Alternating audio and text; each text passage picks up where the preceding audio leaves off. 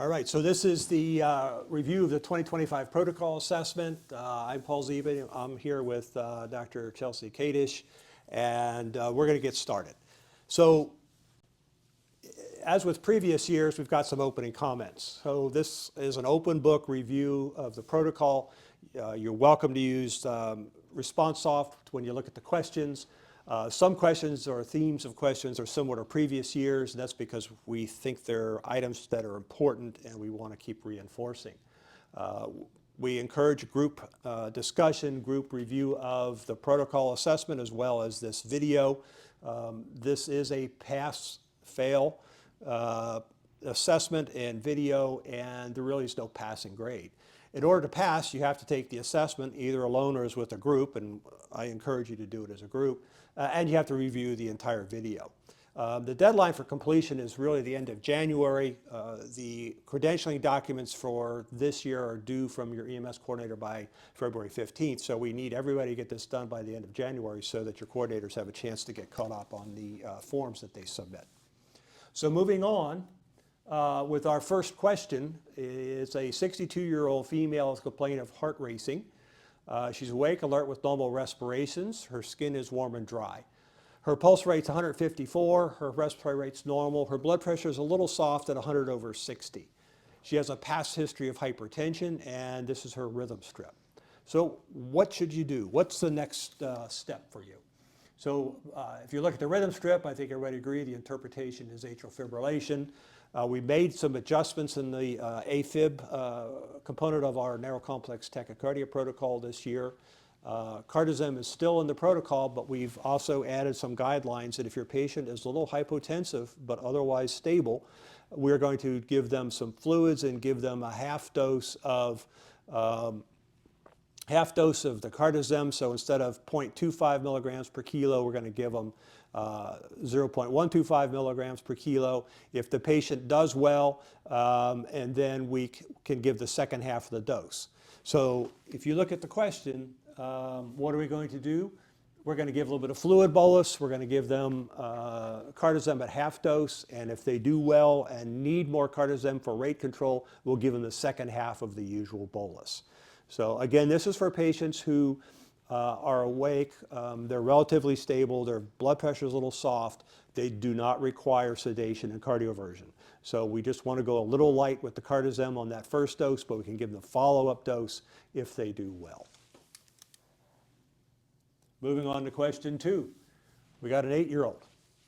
Hi everyone, this is Chelsea. I'm your pediatric medical director. So we're gonna read through this question. You arrive on scene to an 8-year-old male with a gunshot wound, and you find a penetrating wound to his right abdomen.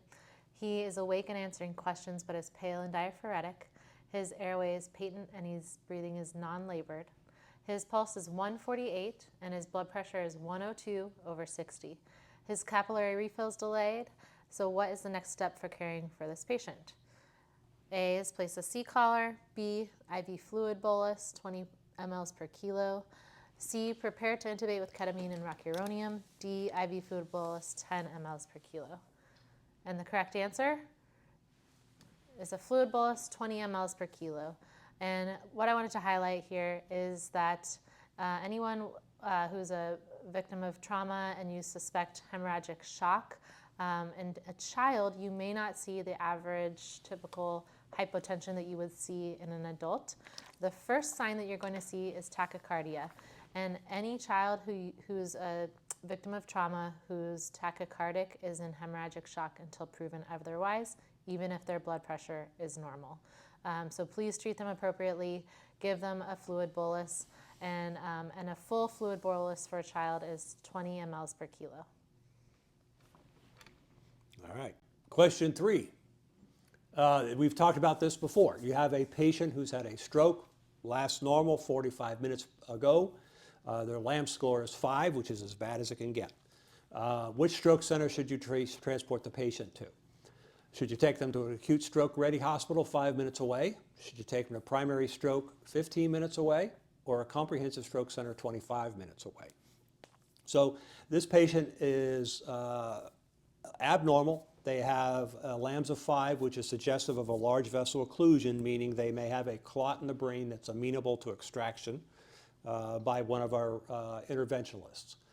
And if you look at the current recommendations of the American Stroke Association and American Heart Association, the recommendations are that if you can get a patient who has a LVO or large vessel occlusion to a comprehensive center within 45 minutes or less, that should be your destination priority. So for us, our correct answer is we're going to take that patient to a comprehensive stroke center because that's where their best chance is of having a good recovery from treatment. All right, trauma question. You're a medic and you're injured or dispatched on a shooting. The scene has been secured by police prior to your arrival. On arrival, you find a male patient with a gunshot wound to the mid and lower face and the left thigh. He is unresponsive, diaphoretic with agonal respirations and palpable carotid pulse. So which action best describes, or which answer best describes your immediate actions? So when you look at this, keep in mind our emphasis this year on penetrating trauma proximal to the elbow, proximal to the knee, is to have short scene times.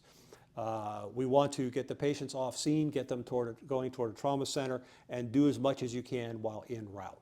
So if you think about what we talked about with the December MEC Minute, which answer works? So should it be a March assessment with bleeding control, cricothyrotomy because of massive facial injury, transport with other interventions en route?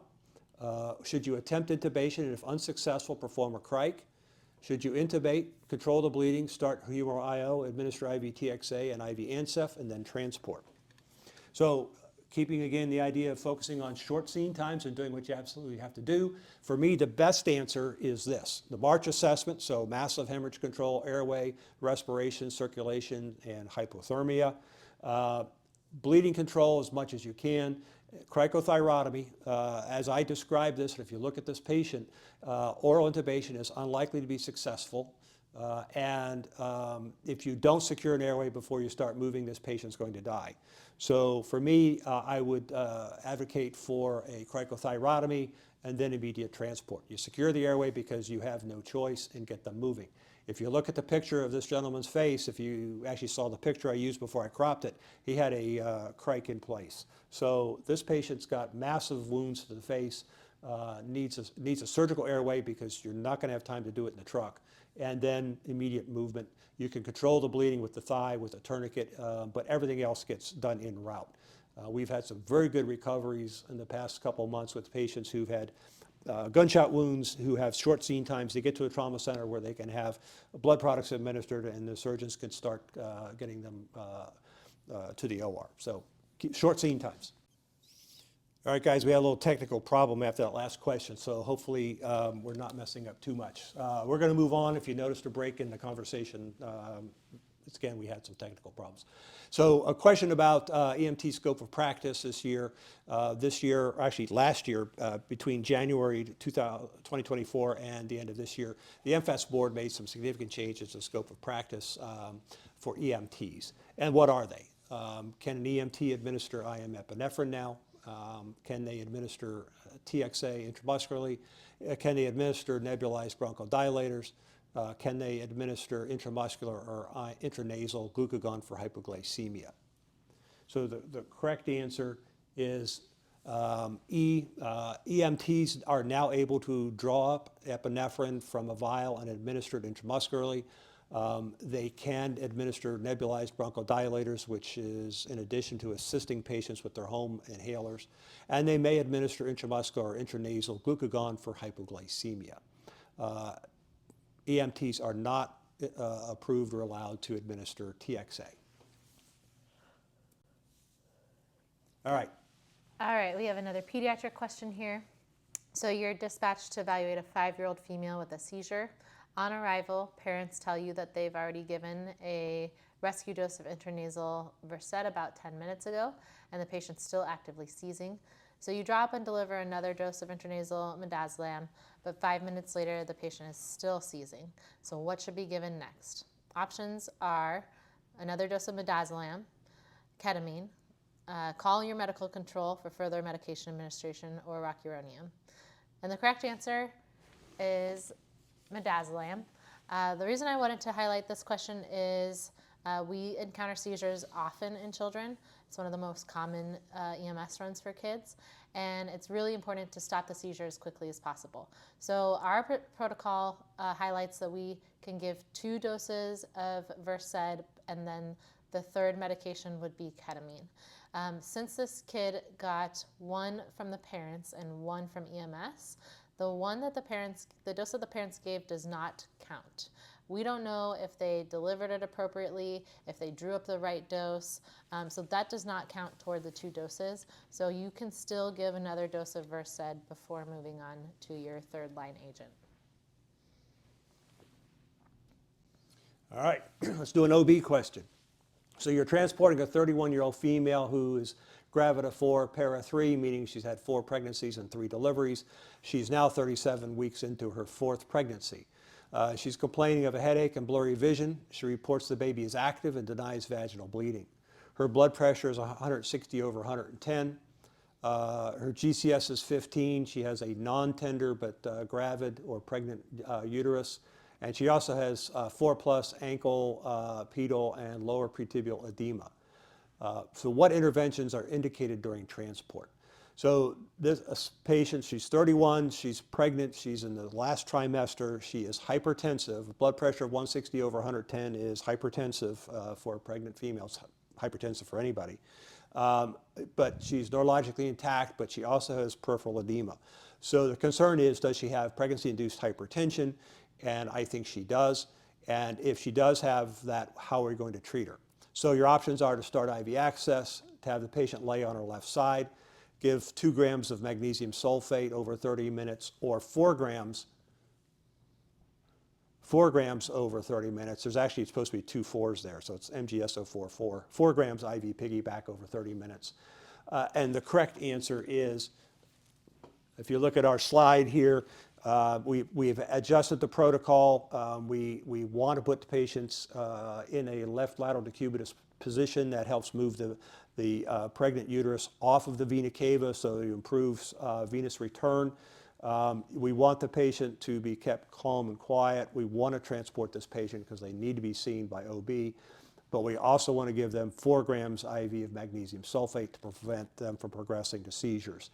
In the previous versions of our protocol, we've had 2 grams IV piggyback for preeclampsia and 4 grams for eclampsia or seizures. To keep it simple, it's 4 grams either way. So our correct answer here is A, B, and D. We want to start an IV. We want to put the patient on her left side, and we want to administer 4 grams of magnesium sulfate intravenously.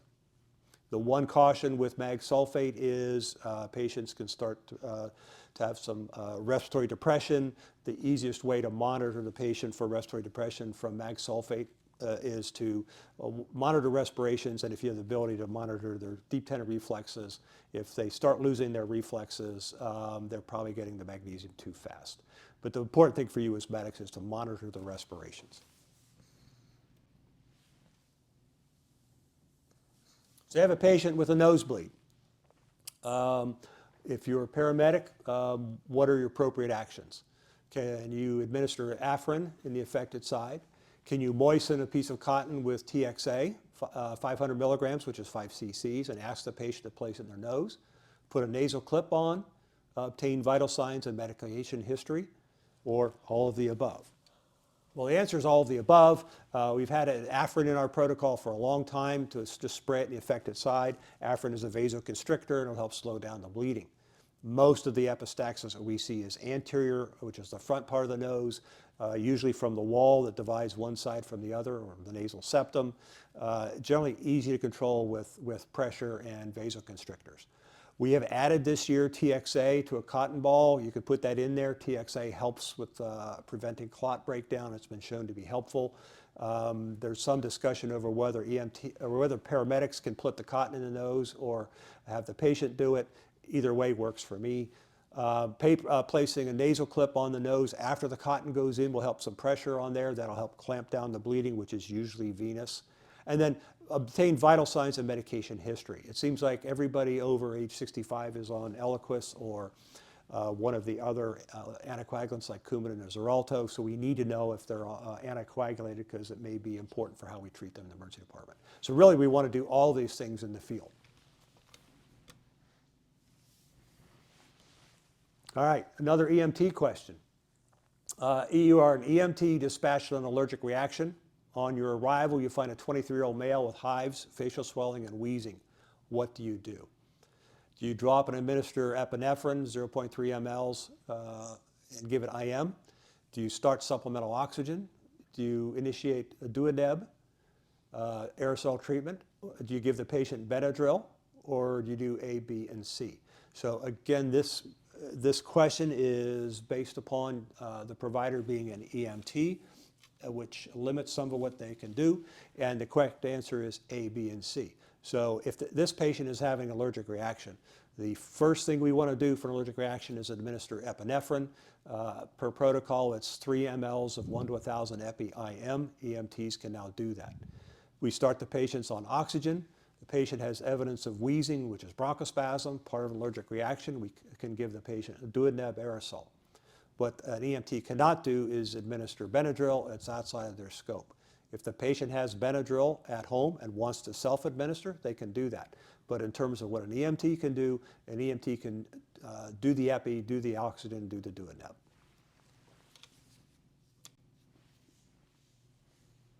I think this is yours, Chelsea. All right. You and your crew are caring for a woman in labor. She is 26 weeks pregnant per dates, and she is having contractions for the last 30 minutes. A baby boy is delivered, and he is blue and limp and not breathing. You dry and suction the baby and stimulate him, but he's still not breathing, and his pulse is 80 beats per minute. What is the next step for caring for this baby?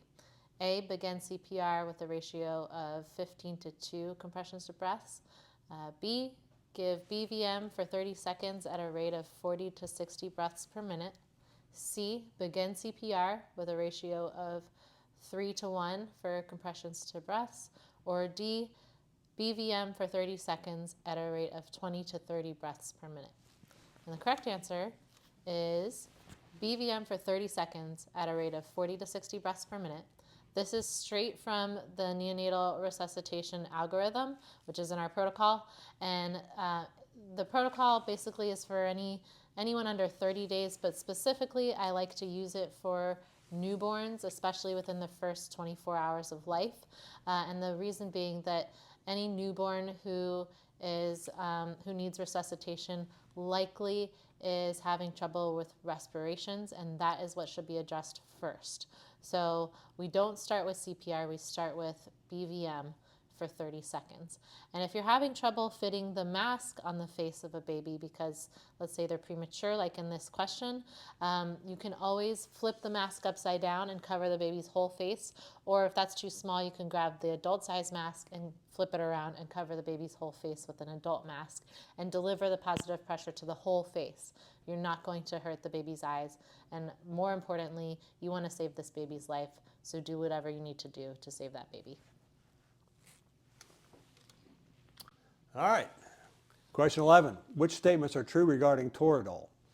Toradol is now a third medication option in the adult and pediatric pain management protocols. Toradol should not be given to patients with an ibuprofen allergy. Toradol is indicated for the treatment of mild to moderate pain.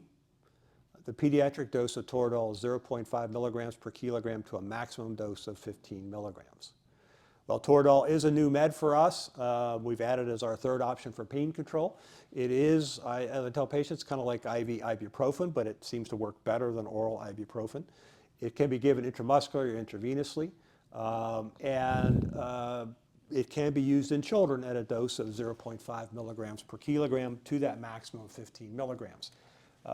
In the past, we've given adults bigger doses of Toradol, but it's been shown that there's really no benefit of 60 milligrams versus 15, so we've gone to 15.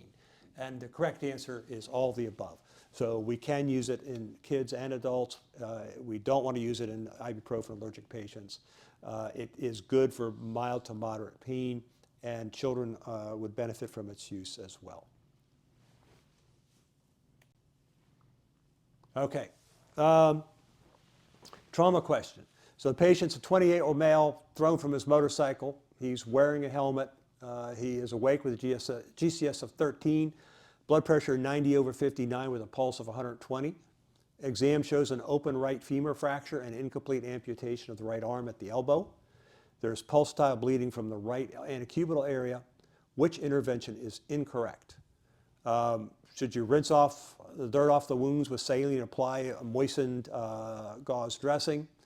Administer 2 grams of IV TXA, administer 2 grams of IV Ancef, apply a tourniquet to the arm, transport the patient to a replant center, or transport the patient to the closest level 1 or level 2 trauma center.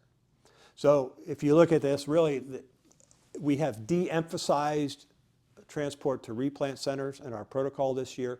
We have revised and updated our extremity trauma protocol. We've made it very simple. We want to focus on patient stabilization. When you have the time to get to the body parts that are amputated or near amputated, we want to rinse off the dirt when we can, apply a moistened dressing to keep from drying out the damaged tissues. TXA is in the protocol for acute blood loss, hypovolemia, or hemorrhagic shock. This patient I would consider shocky with his blood pressure of 90 and his pulse of 120. So TXA is something to be given. We've added Ancef to our protocol. Studies have shown that sooner patients get intravenous antibiotics for amputations or suspected amputations or open fractures, their risk of complicating infection goes way down. The patient's bleeding out from his elbow, so we do want to apply the tourniquet. And we want to take the patient to the closest level 1 or level 2 trauma center. My trauma orthopedic colleagues tell me that probably 95% of the patients with amputations or near amputations really end up with a completed amputation and do not have a replant procedure. If you look at our procedure, this current protocol now, the only ones we're going to worry about replants are the isolated digits of the hand, and our preference is to go to Ohio State with those patients. So one thing we don't want to do with this patient is replant.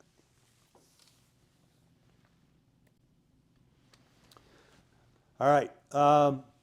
We have a patient who's going to need an artificial airway here. Local ECF, the patient requires intubation. His blood pressure is 80/50. He's already on high flow oxygen started by the facility staff. You are preparing to intubate this patient excuse me, as part of the DSI procedure. What is the first medicine you want to administer? You want to give him ketamine? Do you want to give him push dose epi, 10 to 20 mics per kilo to bring their pressure up? And if it works, rebolus it. Do you want to give him a dose of rocuronium? Do you want to give him a dose of fentanyl? Or do you want to give him a dose of midazolam? So the question is, the patient needs to be intubated. Which is the first medicine you want to give? And if you look at our protocol, all these medicines fall into the protocol for the DSI procedure, but our first focus is blood pressure stabilization. So this patient who is hypotensive requires an airway. We want to bring their blood pressure up because studies show if we get their pressure up, they are going to do better with the procedure and they're less likely to drop their pressure after they're intubated. So once the patient gets their epinephrine, then you can follow the procedure for DSI with pre-medication, paralysis, and sedation. But the first drug you want to do is push dose epinephrine to get their pressure up. All right. You are dispatched for a 4-month-old female in respiratory distress. Mom reports she's been sick with 3 or 4 days of cough and congestion and fevers. In the last 8 hours, she's been working harder to breathe. She's otherwise healthy and was seen at her pediatrician's yesterday and diagnosed with RSV. On assessment, you note she's tachypnic and has mild subcostal retractions. Her respiratory rate is 55 and her oxygen saturation is 87%. She has wheezes bilaterally and scattered crackles, and she has no nasal flaring or grunting. What should be done next? A, give nebulized albuterol and reassess. B, suction the nose and place nasal cannula. D, give dexamethasone. C, give dexamethasone, or D, give nebulized racemic epinephrine.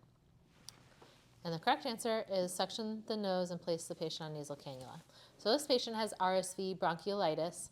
I know we've talked about this before, but it's one of the most common things we see in young children, especially under the age of 12 months.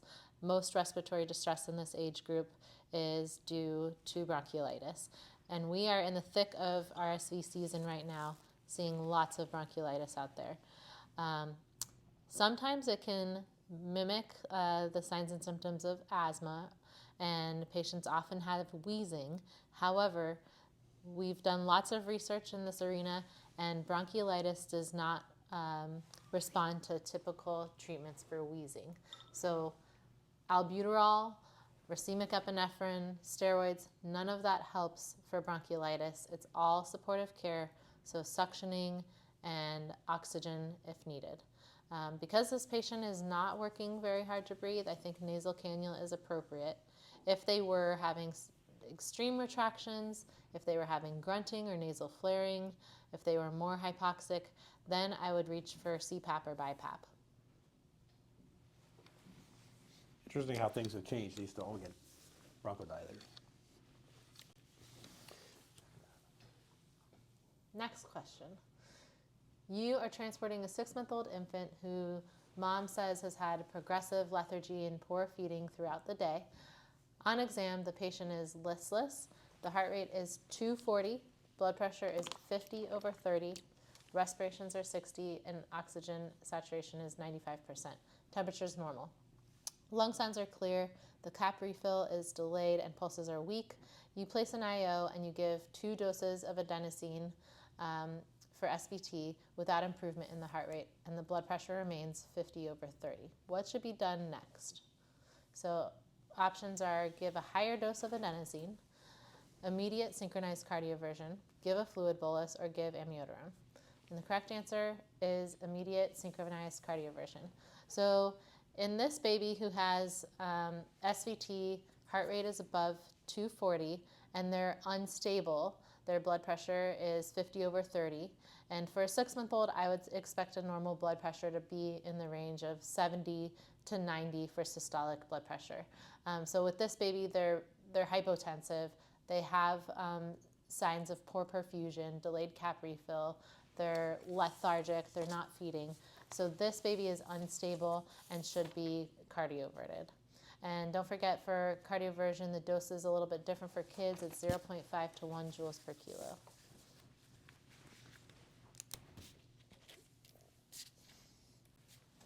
All right. Another question. This one has to do with termination of resuscitation, and really it's based upon some input that I've received from crew members over the past 6 months or so. So you're dispatched to a skilled nursing facility in cardiac arrest. On your arrival, staff is administering good quality chest compressions. They had an AED available, which was applied by the staff, and no shocks were indicated. Your cardiac monitor shows asystole. The staff has been resuscitating the patient for 8 minutes. Based on the new 2025 EMS protocol, how much longer must you continue resuscitative efforts before terminating resuscitation? So, keeping in mind our goal is to resuscitate on scene and then pronounce if the patient doesn't respond for those patients who are in either PEA or asystole. Received a lot of input from crews who've given me cases where good efforts of resuscitation have been performed prior to their arrival, and they want to know if they can reset that clock for 30 minutes. So really now with the new protocol, resuscitative time before termination is 30 minutes, including that being provided by other healthcare professionals. So this patient's been in arrest. The staff has been resuscitating for 8 minutes. So if our goal is 30 minutes of good resuscitative efforts, you need to work the patient for another 22 minutes. So I think that makes sense, and this is how you can approach these patients. The key thing is they have to receive good quality compressions from healthcare professionals. If they haven't been getting good resuscitative efforts by people who have been trained to do CPR, then you have to start at 30 minutes. Okay. You are an EMT treating a patient with acute severe exacerbation of COPD. What actions may you perform? Start nebulized albuterol and Atrovent, start BiPAP, start CPAP, administer IM ketamine for sedation. More focus on EMT activities this year, in part because of the changes by the board, but also because we're hiring more EMTs to work with our agencies. And we've talked before where the state has changed it so EMTs may now administer albuterol and Atrovent, but the state has allowed EMTs to administer CPAP for quite a while. So really the only activities that EMTs can do in this case is ANC, which is nebulized meds and CPAP. Ketamine is outside of scope, as is BiPAP. BiPAP is a paramedic-only procedure. So advanced EMTs and EMTs cannot do BiPAP, but they can do CPAP. All right. All right, so what is 10-4 FACES? And I think we've just added this to the protocol recently. Is it A Columbus-based KISS cover band, B, Licking County's EMA Marks channel? Is it a tool for assessing and screening children for child abuse, or is it a tool to screen for alcohol withdrawal? So I think based on who is asking the question, Correct answer is a tool to assist for screening of child abuse. And I just wanted to review this a little bit.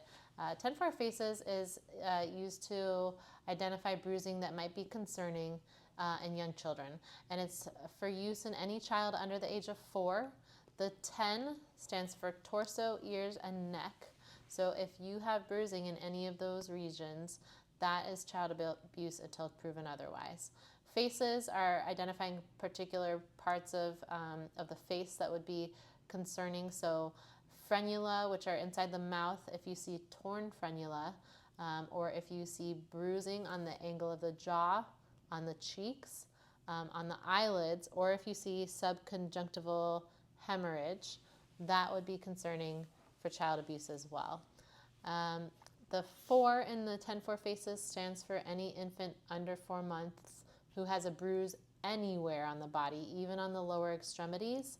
That is concerning. And we like to say that kids who don't cruise don't bruise.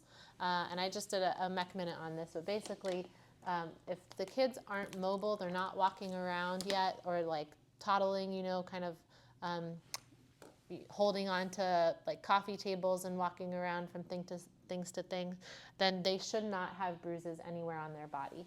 And then the last part, that P at the end of the 10-4 FACES, is for patterns. So looking for things that are very linear, that look like fingerprints, that look like cords wrapping around, and even like burn marks that you see are well demarcated burn marks. Those would all be concerning as well for child abuse. I think it's a great tool. It's simple. All right, you are caring for an 18-month-old child in cardiac arrest. Mom says infant has the infant at the door when you arrive on scene, and you bring him to the medic to begin CPR. You already left the scene and you don't know the patient's weight, so you estimate that the baby weighs about 15 kilos. What volume of 1 to 10,000 epinephrine should be drawn up to be given via IO for this child in cardiac arrest? Is it 0.15 ml? Is it 1.5 ml, 2 ml, or 5 ml? And the correct answer is 1.5 ml.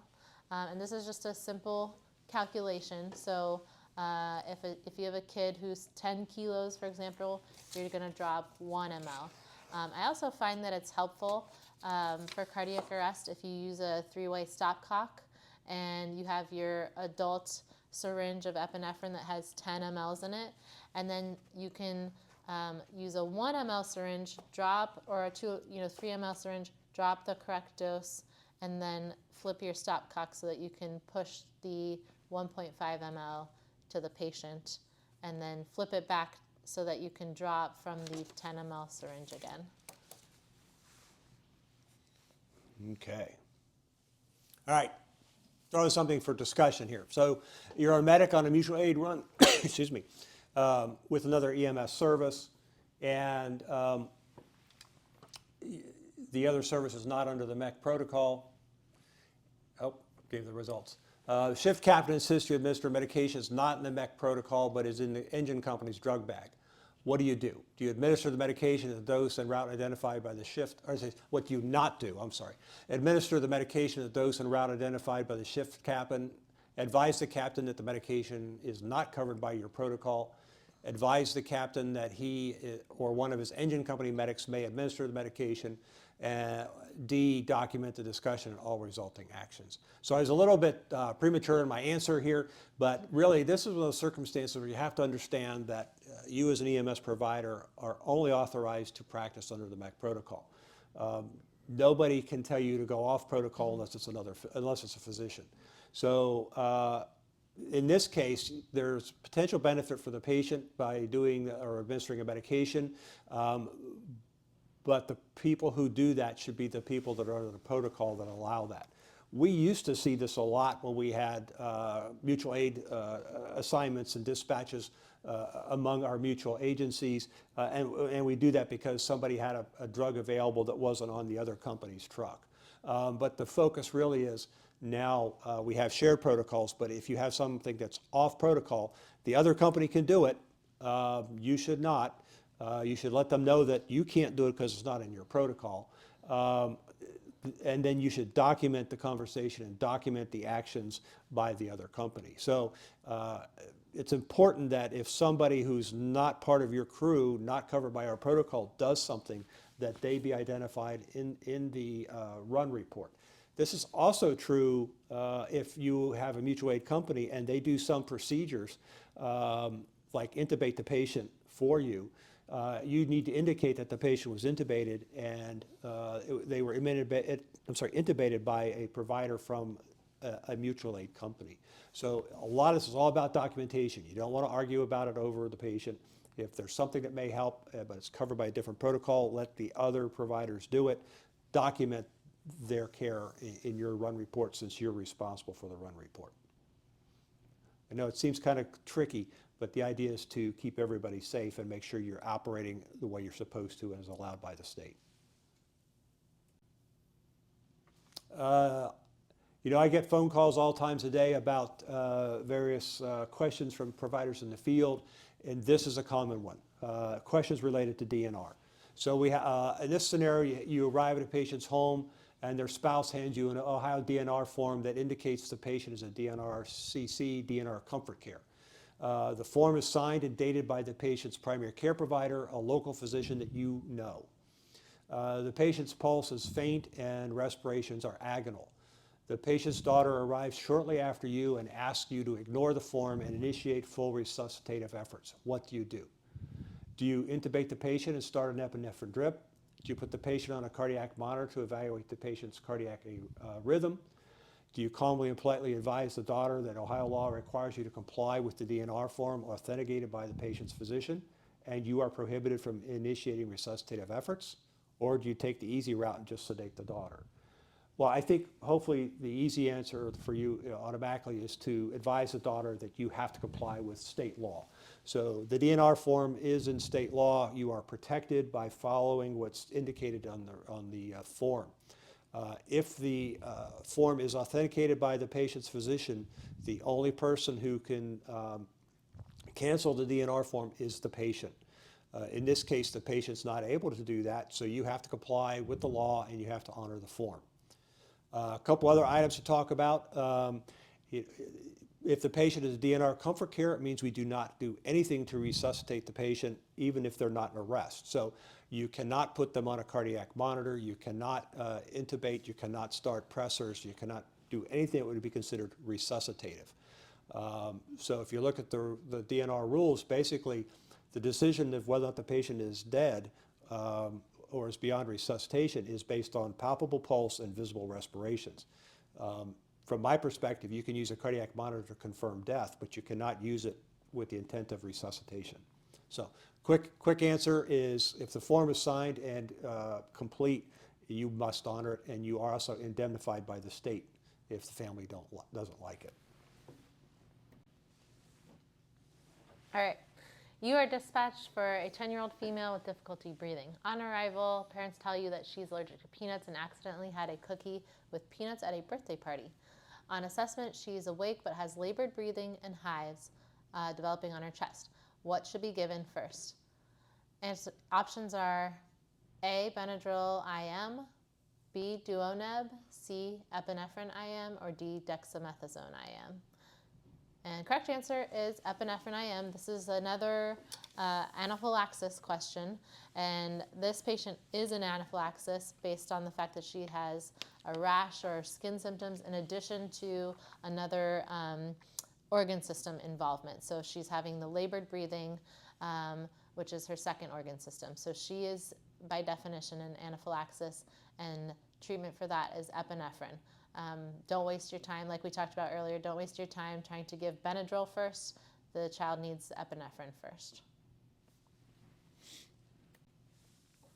All right, another thing we hit hard over the past 2 years. Your dispassionate behavioral emergency. On arrival, you find a diaphoretic middle-aged female weighing about 60 kilograms, screaming and throwing bricks at law enforcement officers.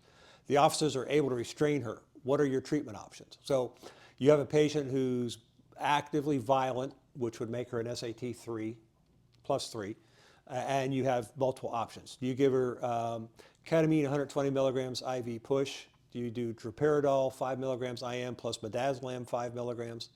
Do you do ketamine 240 IM, midazolam 10 IM, or do you pick B or C? So again, we're looking for options. You pick one, but the options you have are B and C. We have droperidol in the protocol, and we also have ketamine in the protocol.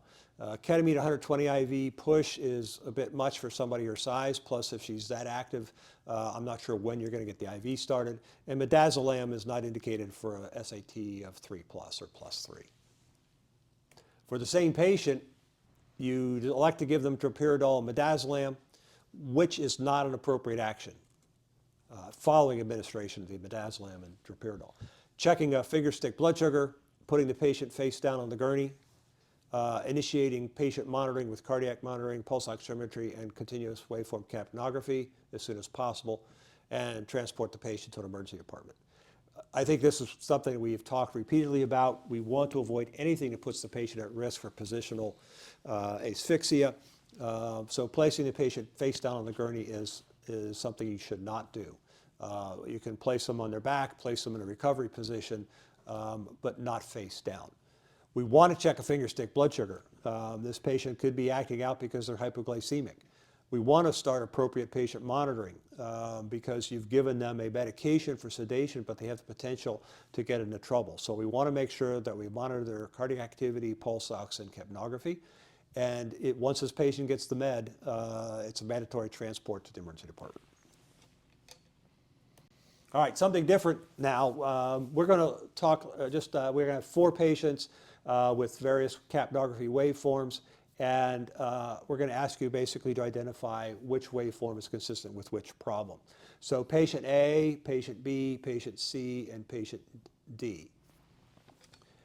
Just as a quick review, remember capnography is based on exhalation, expiratory phase.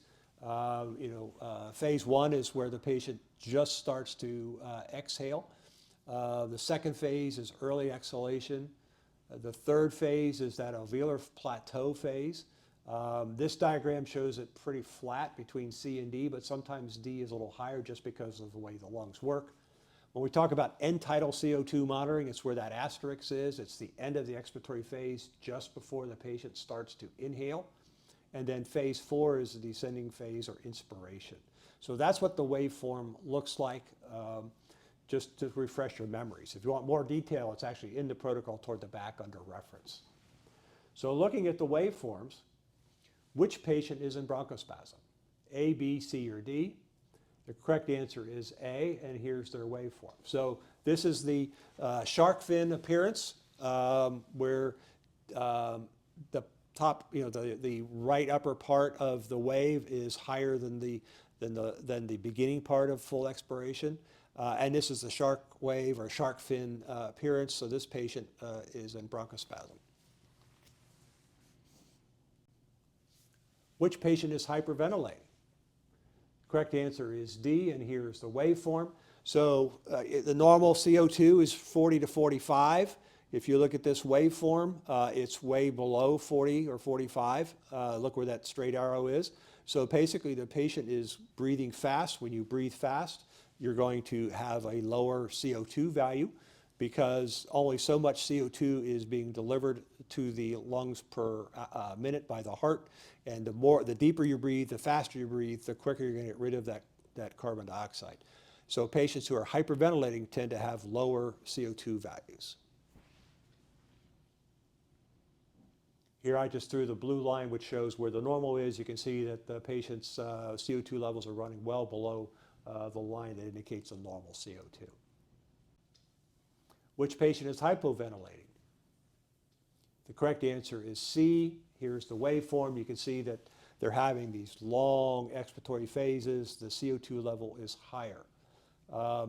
We can also show a similar waveform, say a patient who's been medicated with a sedative, and you may see waveforms that are very, very infrequent, very slow. We typically use CO2 when we provide procedural sedation in the emergency department for that reason. Capnography is a much more sensitive way of showing underventilation or depressed respirations than pulse oximetry. Pulse oximetry may take 5 to 7 minutes before they desat, even though they haven't been breathing. So this is a patient who is hypoventilating. They're having more CO2 in their breath when they exhale. And which patient's breathing normally? And that's this patient. You can see that the CO2 levels are normal, nice waveforms. The top right corner, just prior to inspiration, is a little higher than the left part of that plateau phase, but it's not the same thing as a shark fin.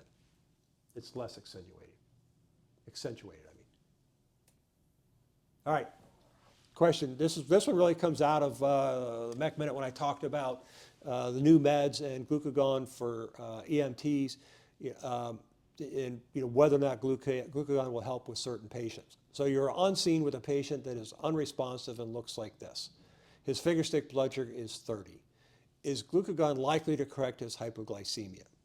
So if you look at this patient, he's got yellow sclera, his eyes are yellow, his skin looks yellow. He's got this big protuberant belly, which if you palpate is all fluid. So he has ascites. This patient has chronic liver disease. So if the patient has chronic liver disease and their blood sugar is 30, is glucagon likely to correct his hypoglycemia? And the answer is no. In order for glucagon to work, you have to have stored glucose in your liver. And in the storage form, it's called glycogen.